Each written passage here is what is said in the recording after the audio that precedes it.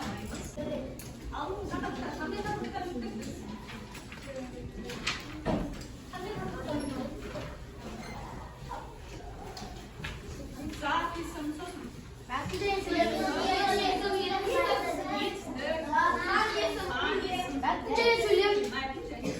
Енді маған бір оқушы керек. Бірінші қатардан қанша оқушы бар? Біреу.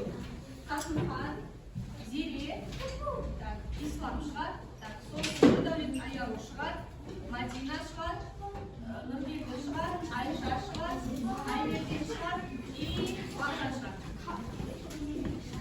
Кәне қатар-қатар тұрамыз.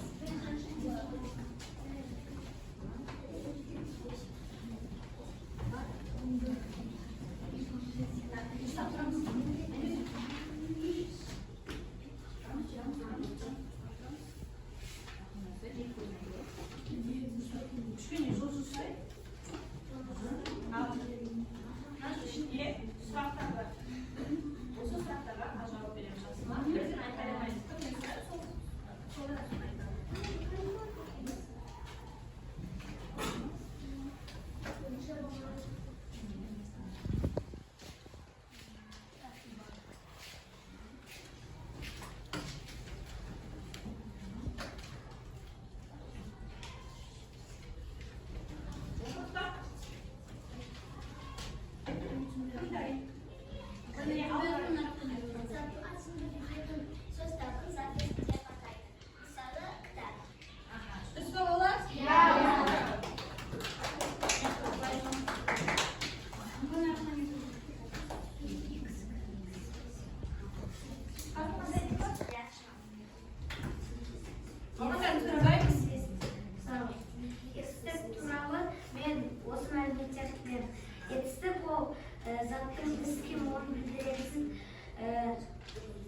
Заттың іс-қимылын білдіретін сөз табын білдіреді.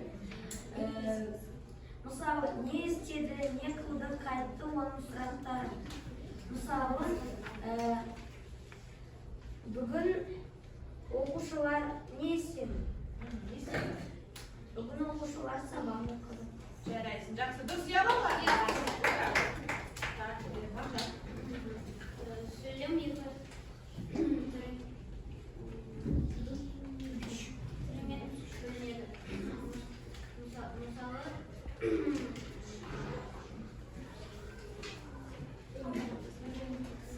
Сабарлы сөйлем.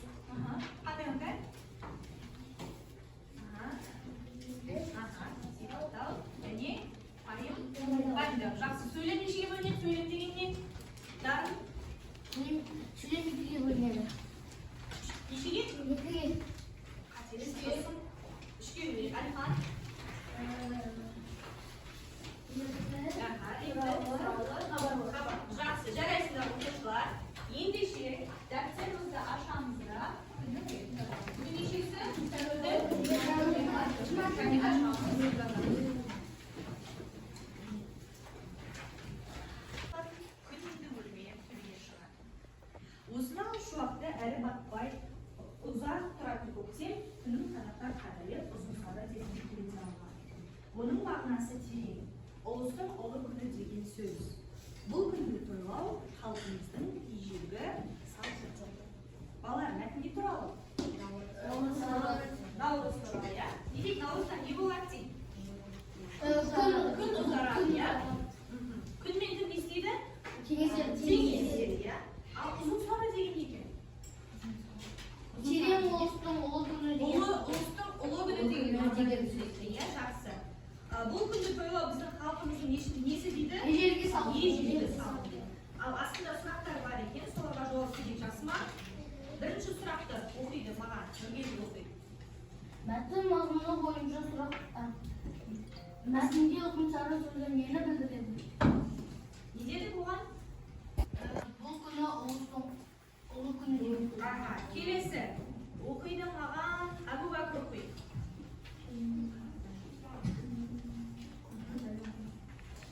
Асен? Мәтінге ат қой дейді. Қандай ат қойға болады? Наурыз. Сосын тағы Наурыз мерекесі. Наурыз мерекесі деуге болады. Наурыздың келуі. Наурыздың келуі. Наурыз күні. Наурыз күні. Наурыз туралы. Жақсы. Ұлы күні. Одан кейін оқиды бізге Кәусар оқиды.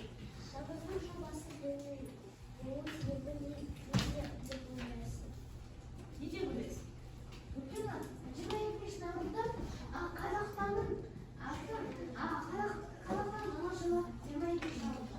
Аха, тағы да кім не қосады? Мадияр? Салты. Не үшін енді ол жыл басы? Не үшін жыл басы деп айтамыз? Жаңа жылы. Енді не үшін жыл басы деп аталады ол? Айша? Міне, дұрыс жауап осы. Жарайсың. Ал енді осы сұрақтарды дәптерімізге жазамыз. Ұзын сары деген не дегеннен бастап жазамыз, жақсы ма? Түсіндік па? Түсінбей қалған оқушылар бар ма? Жоқ па, жазамыз.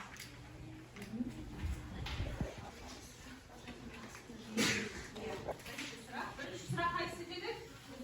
Ұзын сары жазамыз.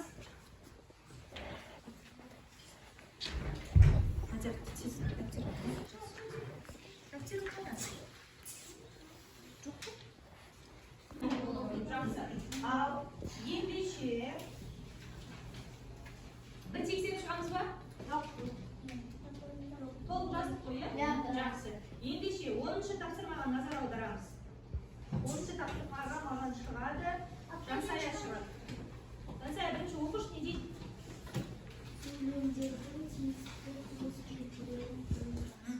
Тиісті белгілер қойып жазу керек, иә балалар? Мына жерде көп нелер түсіп қалған, иә? Дұрыс сызықша нүктелер жоқ, соны қойып жазу керек. Қайын тез етеміз.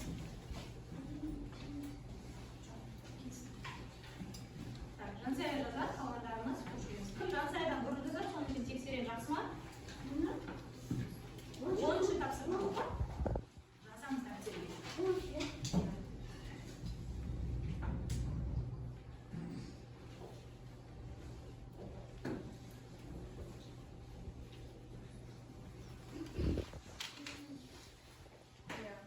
Тиісті белгілерін қоямыз. Үтір, сызықша, нүктелерін қоямыз, иә? Түсінікті ма? Иә.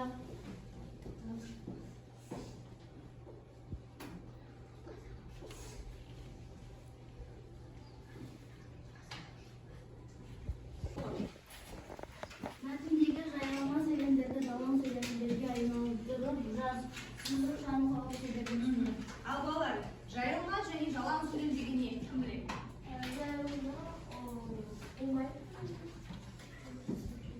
Жайылма, өзі айтты, жайылма. Жайылма сөйлем деген не? Кім біледі? Білмейміз ба? Қараңдар балалар. Жалаң және жайылма. Жалаң сөйлем деп отырғанымыз бұл бастаушы мен баяндаушы ғана бар сөздер. Мысалға, мына жерде наурыз жыл басы. Бұл қайсыларда? Жайылма. Жалаңға. Бастаушы мен баяндаушы ғана бар ғой, көрдіңдер ме? Ал енді жайылма сөйлем деп отырғанымыз бұл бастаушы, баяндаушы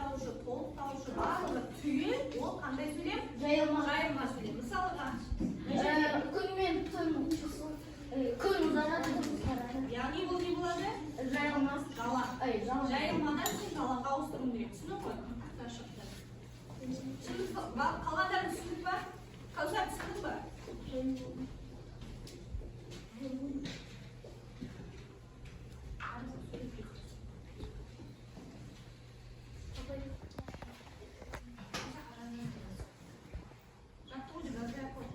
Балалар қараңдар.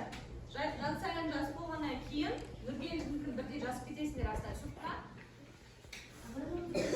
Жол тастамаймыз. Бір жол тастаймыз ба? Бір жол тастаймыз. Иә. Түсіндік па балалар? Жалаң және жайылма түсініп алдық па? Иә. Бір жол тастаймыз.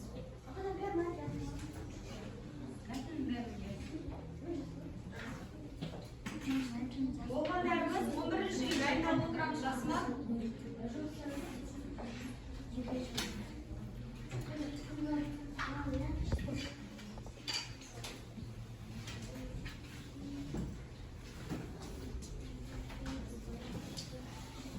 Жазбатсыңдар ма?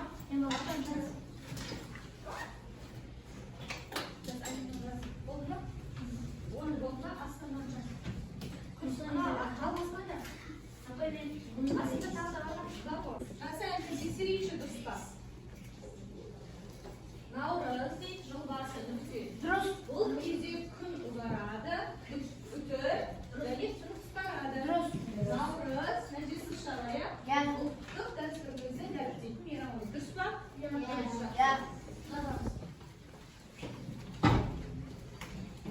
Наурыздан есі шарайды. Дұрыс отырамыз. Тез жазып аламыз. Яғни біз естедік бұл сөйлемде. Жайылманы естедік. Қандай ауыстырдық? Жайылманы жалаңға ауыстырдық.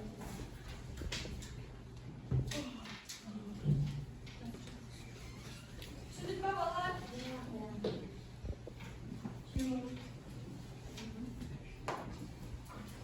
Тез жазамыз, иә? Ағай болды.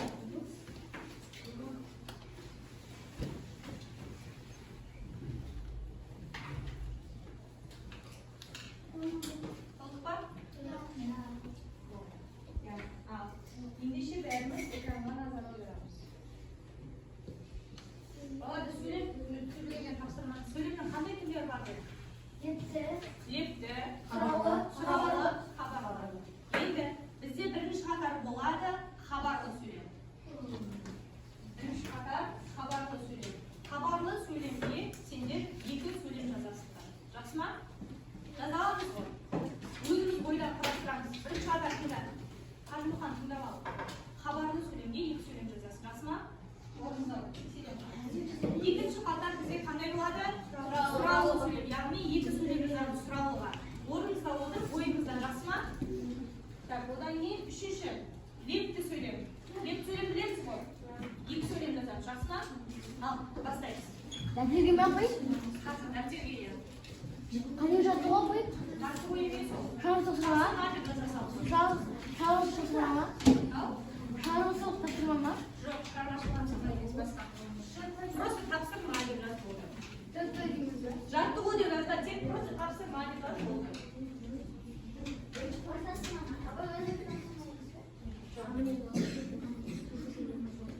Жаттығу дегендерге просто тапсырма деп жазасың, болды. Апай ол. Екі ғана оқушыда тексеріп ағатында.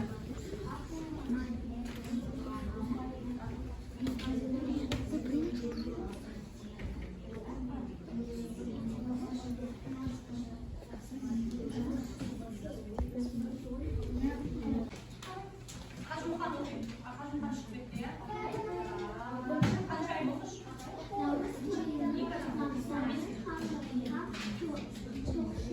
Тыңдаймыз.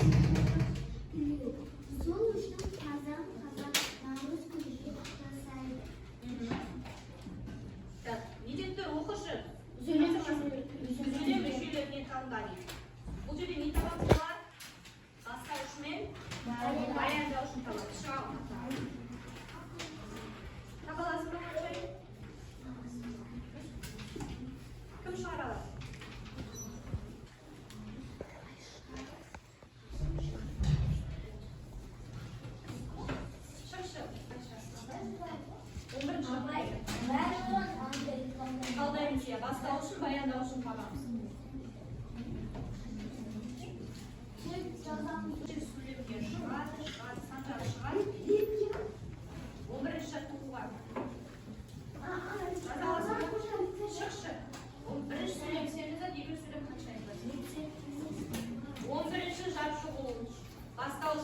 Aynauşun tapı gerek.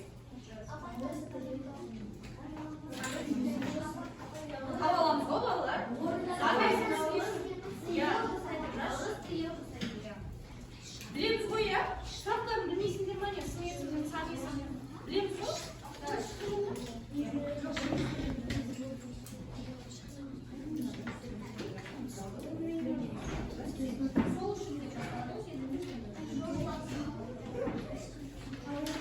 Az kalmış bu evde sınırsızın saniyesini çalacaksın ha.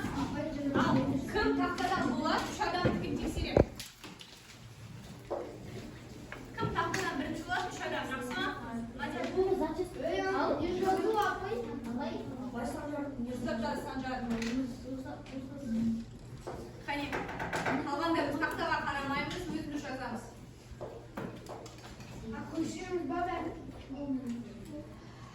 Ya. Здесь что-то санжар.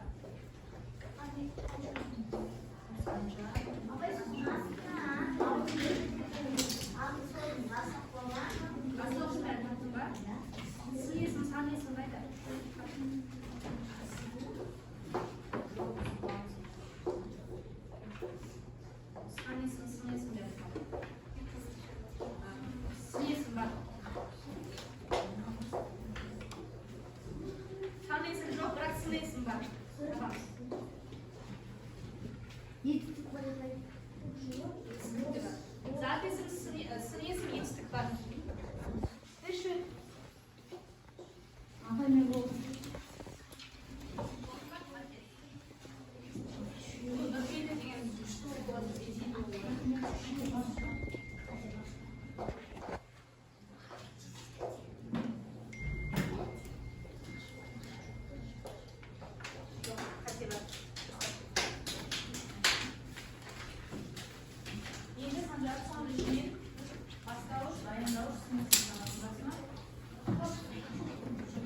Hadi şuraya koyulan resmi koyar.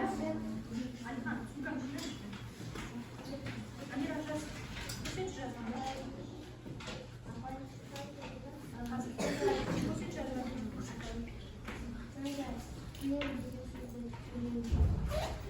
Seçeceğiz.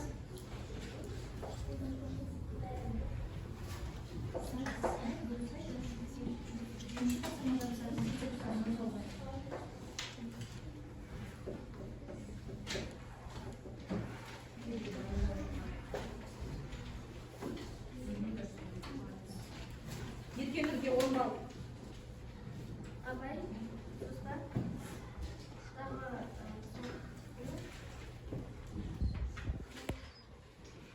Ne bileyim, bayan çok mecbur ediyorsunuz.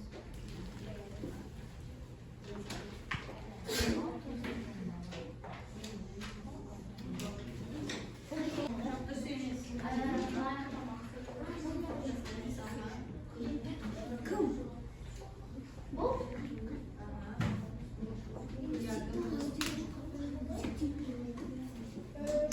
Sancarlar bizi bulardan.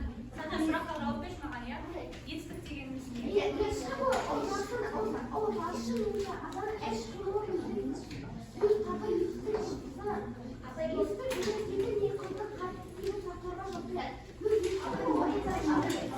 Oldu tahta bitti. Oldu. Sancarlar koyanın sil kalmaya. Видите, фото. Қаншайымға қоямын мен жетіп алып қоямын. Мадияға қоямын. Мадия, сұрақ жауап берші. Мәтін сен сенен нешеге бөлінеді?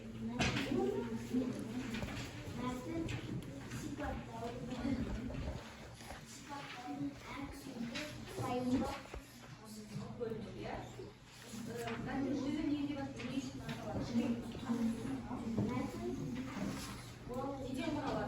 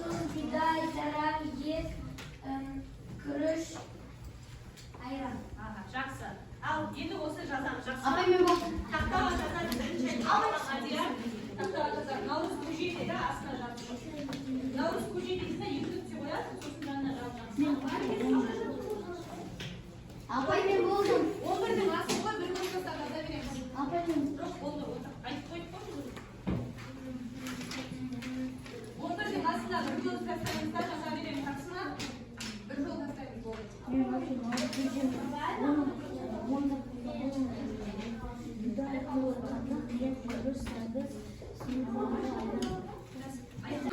Енді бәрі бері қарай.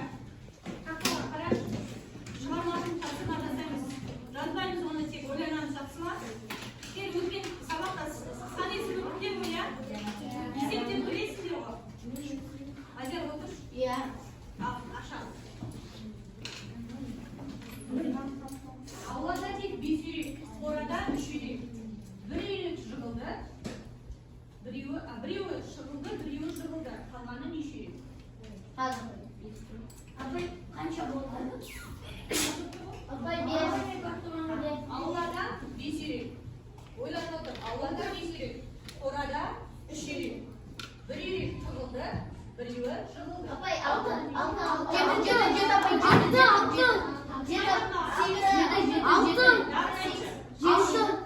Алла есептедің айтшы.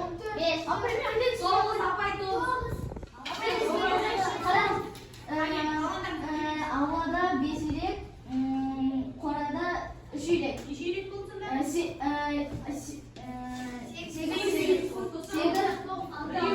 біреуі жығылды 7, ал біреуі тығылды, ал ол қайтқан. Неше болады? Неше болады? Өзі тұрады, өзі 8 болса. Біреуі тығылса, біреуі жығылса. Неше болады?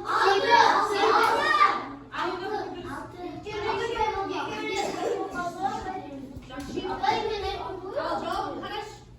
5-ге 3 қосса неше болды? 8-ден минус неше алдым? 1 алды, неше қалды? 7 қалды. 7 бен минус 1. Şimdi 10 деп айтқан жатсыңдар ғой.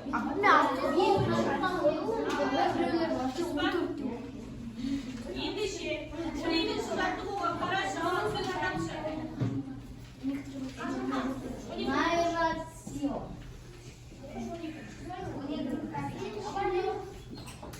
Суреттегі зат атауларын алғашқы әріппен 4 көзге жаз.